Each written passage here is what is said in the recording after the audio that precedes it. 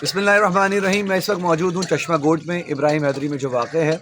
और इस hand pump की खुसूसियत ये है कि ये बेसिकली मेरे उस्ताद मोहतरम सैयद इरफान हुसैन की जानिब से अपने वालिद मोहतरम को एक तोहफ़तन सैयद अख्तर हुसैन जो मरहूम है उनके दर्जात बुलंद करने के लिए और उनके लिए सदका जारिया के लिए लगाया गया है।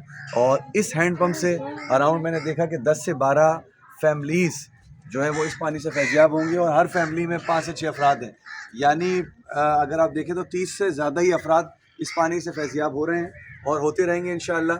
आपने इलाका देख लिया अपनी आंखों की नज़र से, और दुआ यह है कि अल्लाह मरहूम के सैयद अख्तर हुसैन साहब के दर्जात बुलंद फरमाए, इनकी मग़फ़िरत फरमाए, करवट करवट जन्नत नसीब फरमाए और उनके औलाद को उनके लिए मज़ीद सदका जारिया करने की तौफ़ीक़ अता फरमाए। अस्सलामु अलैकुम व रहमतुल्लाह।